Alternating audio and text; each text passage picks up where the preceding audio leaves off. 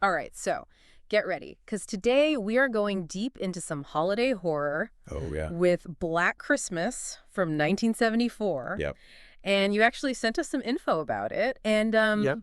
you know, I gotta say, this movie sounds way creepier than, like an old fruitcake or something. It really is a fascinating film, I think. Right. And especially Yeah. considering, when it was made, Yeah. it wasn't just about, like, jump scares or anything. Right. Black Christmas messed with, like, the whole horror genre in ways that nobody was really doing at the time. Yeah. I mean, think about this. This was Yeah. a full 4 years before Halloween even came out. Oh, wow. Yeah, that's right. So it's crazy how Black Christmas kind of set the stage for all those slasher movies that came after it. Totally.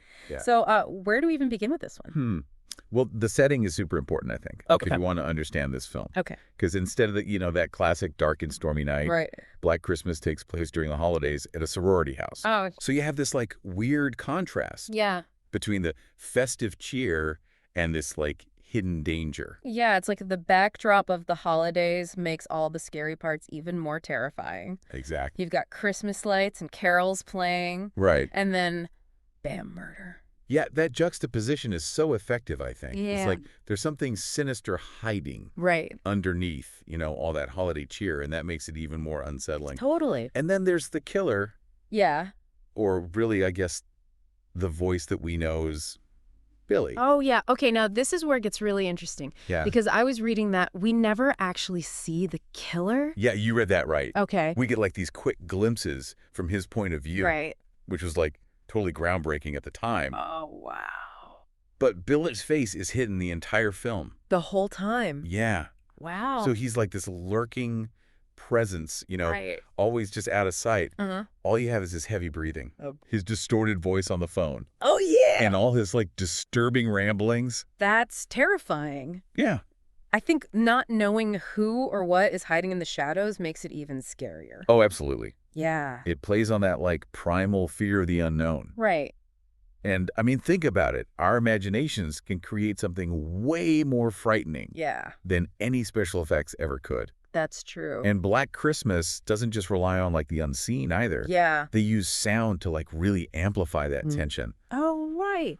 Creaking floors, sudden noises, even, like, the silence itself. Oh, yeah. Everything is designed to keep you on the edge of your seat. I can already hear those creaky floors in my mind. Mm-hmm. And I was reading about this one scene, no spoilers, of course, Okay. where one of the sorority sisters is alone in the house. Uh-huh. And she keeps hearing these strange noises. Oh, God. And the way they use sound in that scene is just brilliant. Oh, yeah. You're literally holding your breath, just waiting for something to jump out. It's amazing how, in Black Christmas, sound becomes like a character. Oh, that's a good point. It creates this atmosphere of dread and anticipation, Yeah. And it makes even the most normal sounds seem scary. It's like the house itself is alive and filled with this unseen menace. Oh, that's such a good point. Yeah. Okay, so we've got this creepy setting. Right. A killer who's like literally a voice in the shadows Yeah. and sound design that could make your heart stop. Uh-huh. But what about the main character, Jess? Oh, yeah. She's not just dealing with a killer on the loose, right? Right. Jess is facing a terrifying situation, obviously. Yeah. But she's also dealing with this, like, really personal and difficult decision, Uh-huh. but an unexpected pregnancy. That's right. And that was pretty unusual for a horror movie back then. Yeah. It added this layer of social commentary, Right. asking questions about women's choices and independence, Exactly. which makes Black Christmas stand out even more. Totally. It challenges, like, what people expected from these kinds of movies. Yeah. And it gives us a character who's dealing with, like, real anxieties and societal pressures Right. on top of all the horror that's happening around her. Yeah. And Jess' strength and resilience facing all of that makes her, like, a really compelling character. Yeah, for sure. Something you can relate to. Okay. So we've got this innovative use of perspective and sound, Yeah. a strong female lead, and a holiday setting that's both festive and terrifying. Right. So how did this movie influence all the slasher films that came after it? Well, think about some of, like, the most famous slasher films. Okay. Like Halloween, Yeah. Friday the 13th, Yeah. even, like, Scream. Uh-huh. They all have elements that Black Christmas basically invented. Really? Like the isolated setting, Okay. the group of young people being stalked, Yeah. the escalating tension, Right. the use of point-of-view shots. Oh, yeah. It's like the DNA of Black Christmas is woven into the entire slasher genre. And, it might not have been a huge hit at the time, Okay. but its influence is undeniable. So it's like Black Christmas was this underground film Yeah. that ended up changing the landscape of horror without a lot of people even realizing it. Pretty much. Wow.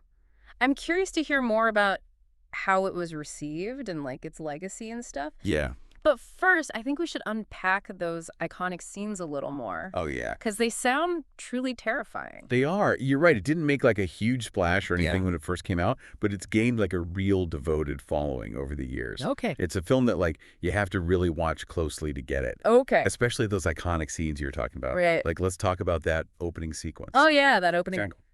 The way it starts with this wide shot of the sorority house, Uh-huh. all decorated for Christmas. Yeah. Everything seems so peaceful Right. at first, and then... It's brilliant how simple it is. Right. The camera slowly starts moving. Uh-huh. And then we realize Yeah. we're seeing everything through the killer's eyes. Oh. So the audience becomes like this unseen observer, Right. almost complicit Yeah. in this like violation of space. It's like we're floating through the house, but it's not a friendly ghost. Yeah. It's something much darker. Exactly. And that moment when you realize Yeah. that you're seeing things from the killer's perspective Oh, yeah. is just chillin'. It is. It's like a master class Yeah.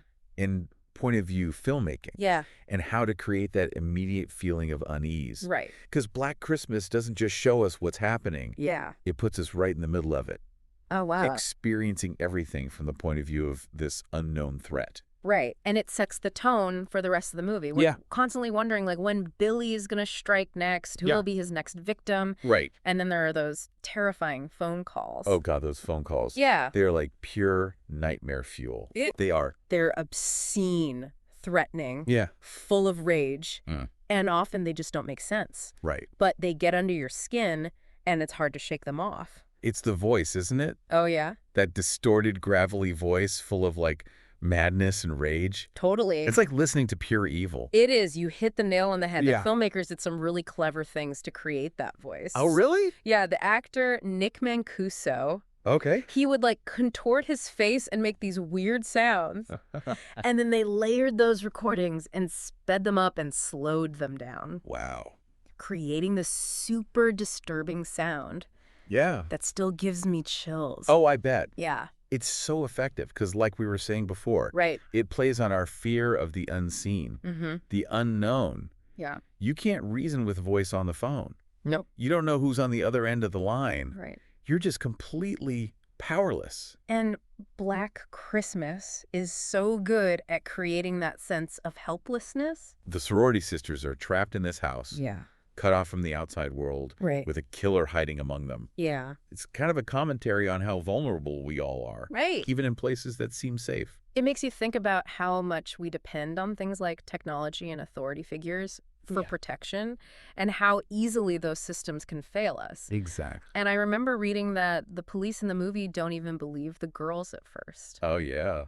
which makes that feeling of helplessness even worse. Totally reflect like the social context of the time. Yeah, Even today, women's fears aren't always taken seriously. that's true. Black Christmas was ahead of its time Yeah, in the way it addressed these issues. right. And that's one of the reasons the film still resonates so strongly, Yeah. especially with women who love horror. Okay, so we've talked about the setting, the killer, the sound design, and Mm. even the social commentary. Right. But I want to go back to the film's influence for a second. Okay. What specific things do you see from this movie Yeah. in later slasher films? Well, one of the most obvious is the final girl idea. Oh, right. The one who survives. Yeah.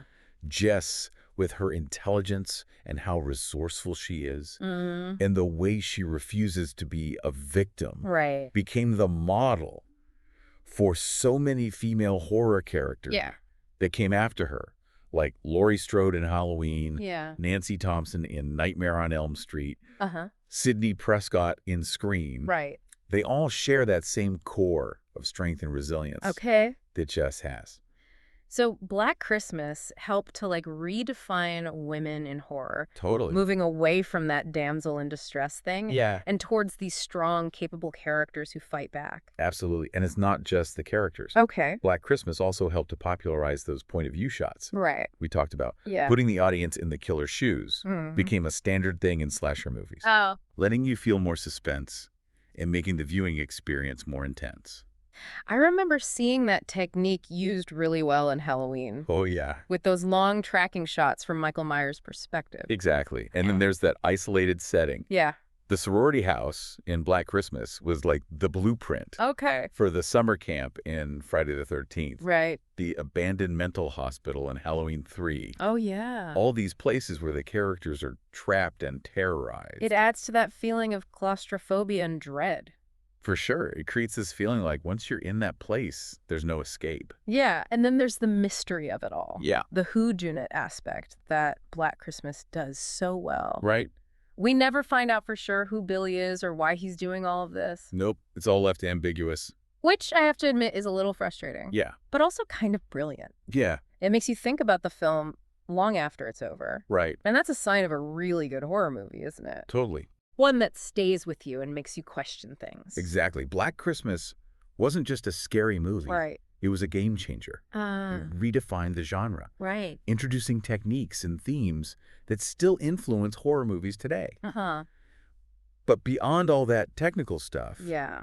it also stands out because of its complex characters, Yeah. its subtle social commentary, Right. and its ability to tap into our deepest fears. That's true. It sounds like it's a film that really deserves a closer look, even all these years later. It does. I'm really curious about how it was received back in 1974 when it first came out. So we talked about how Black Christmas kind of became this like cult classic, influencing all these slasher films that came later. Right. But I'm wondering, like, back in 1974 when it first came out, how did people react to it? Well, it's funny. The initial reaction to Black Christmas was actually kind of mixed. Oh, really? Some critics, loved the suspense and that unsettling atmosphere and the, strong performances from the actresses. Right. But others thought it was, too disturbing. Oh, wow. Maybe even a little exploitative Okay. for the time, Yeah.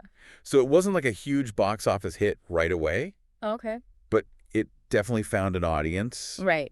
among people who appreciated its unique, approach to horror. It's kind of like those bands that start out underground. Yeah. And then years later, everyone's like, oh, man, they were so ahead of their time. Exactly. That's a great analogy. Yeah.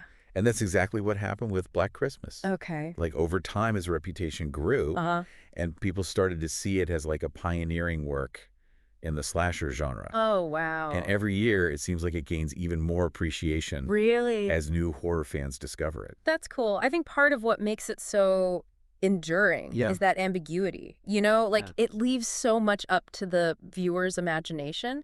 Yeah. We never get all the answers, which is frustrating, but also kind of makes it more impactful. Yeah, I totally agree. It sticks with you. It forces us to grapple with the unknown, Right. to face our own fears and anxieties. Yeah. And that's something that goes beyond any specific time period. Right. The themes of isolation and vulnerability and that unseen threat Yeah.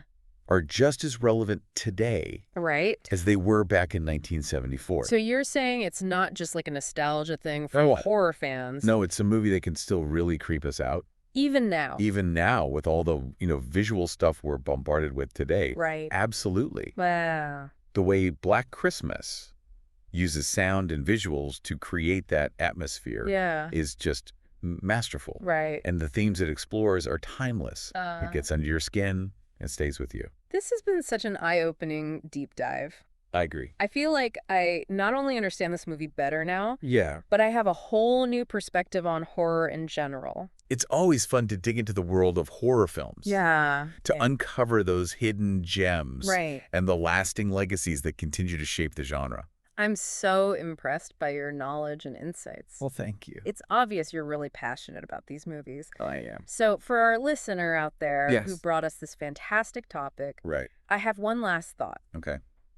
Imagine watching Black Christmas for the first time back in 1974, Yeah. knowing nothing about slasher films. Right. How different do you think that experience would have been? Oh, that's a great question. Yeah. Back then, it would have been totally groundbreaking and sad and unsettling. Yeah. A film that changed what people thought horror could be. Right. With techniques that would go on to become iconic in the genre. And maybe even a little traumatizing. Maybe a little. But like in a good way, of course. Of course. So to our listener, if you haven't seen Black Christmas, yeah, I highly recommend checking it out. Pay attention to the sound design, Yeah. the camera angles, Right. the way the director builds tension. Right. It's a masterclass in suspense. It is. And remember, even during the holidays, Yeah. darkness can be hiding in the most unexpected places. Ooh, chilling words to end on. Yeah. Thanks for joining us for this deep dive into Black Christmas. My pleasure. Until next time, stay curious. Yeah. Keep exploring and maybe sleep with the lights on for a few nights. Good idea.